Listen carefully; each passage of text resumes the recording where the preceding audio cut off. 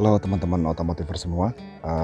Kali ini saya akan review kenyamanan dan bagaimana rasa mengendarai Toyota Veloz 1500 cc tahun 2021 yang terbaru. Mobil ini saya pakai lebih kurang 2 minggu dan saya akan cerita di mana keunggulan dan kelemahan daripada selama saya menggunakan mobil ini. Ya, seperti kemarin telah saya katakan bahwasanya mobil ini telah menggunakan smart key untuk membukanya, itu dengan kunci yang sudah tidak harus menempel. Cukup saja ditekan di sini, mobil sudah terbuka dengan sendirinya. Seperti kebanyakan mobil-mobil lainnya yang sudah menggunakan engine start button, menghidupkan mobil ini itu cukup dengan menekan kopling saja. Kemudian maka mobil sudah bisa hidup. Lalu untuk penggunaan setir, karena sudah menggunakan kulit, yang saya biasanya menggunakan karet biasa, ini terasa nyaman sekali pada saat berkendara, di mana keringat itu tidak begitu mengganggu pada saat kita menyetir. Atau misalnya teman-teman otomotiver makan gorengan ya, minyak tidak begitu mengganggu, namun tentunya tetap dibersihkan agar menyetir tetap bisa nyaman. Selanjutnya pada entertain, seperti ini tampilannya. Seperti biasa mobil kebanyakan terdapat beberapa pilihan, yaitu USB, kemudian T-Link, radio, dan mobile Toyota.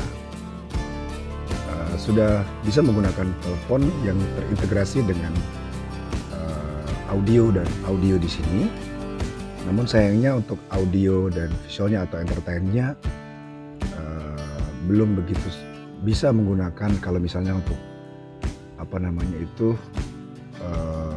menonton TV, sehingga TV pada bagian ini, layar pada bagian ini tidak begitu maksimal, nyaris seperti aksesoris saja, kecuali misalnya kita menggunakan compact disc untuk menonton TV, yang tentu saja CD pada hari ini sudah jarang dipakai. Saya pernah iseng coba untuk menonton saluran Netflix dari handphone, yang coba saya integrasikan ke entertain ini, namun tidak muncul video, yang muncul hanyalah suaranya saja. Selanjutnya jok atau tempat duduk juga sudah kulit, tapi memang teman-teman pada saat membelinya seharusnya teman-teman meminta kepada marketingnya untuk agar jok dilapisi kulit.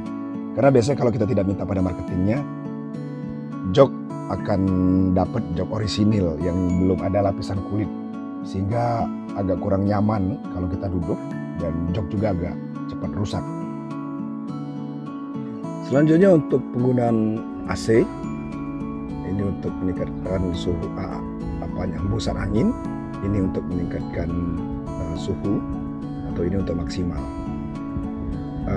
Diakui AC-nya masih cukup, tentu saja cukup dingin ya. Dilengkapi dengan juga double blower di sini di pada bagian tengah.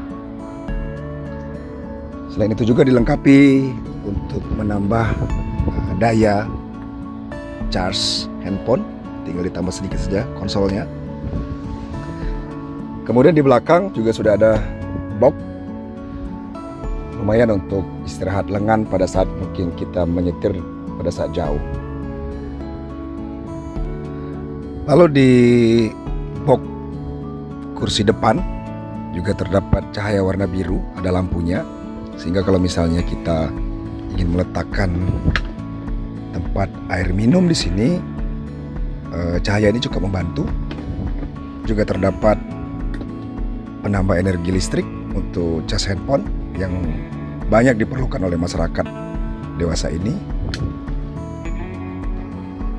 Selanjutnya pada kabin tengah dan atas juga lampu, ada 2 buah lampu, cukup membantu penerangan di dalam kabin, sehingga tidak hanya berpatokan pada lampu depan dan lampu belakang, namun ada tambahan di sini. Sayangnya sekali lagi saya katakan, kamera ini nyaris tidak begitu banyak berfungsi untuk kebutuhan entertain sepanjang perjalanan. Ya mungkin pertimbangan safety keamanan pada saat mengendara. Ini bentuk tampilan jok tengah. Masih pada umumnya seperti kendaraan-kendaraan Xenia dan Avanza yang lainnya.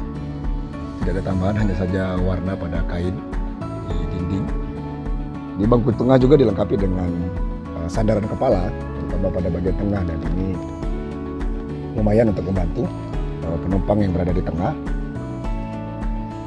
Di belakang seperti biasa juga, seperti kebanyakan mobil-mobil generasi pendahulunya, namun ada kelebihan di belakang, yaitu ada juga tempat untuk charge ulang handphone.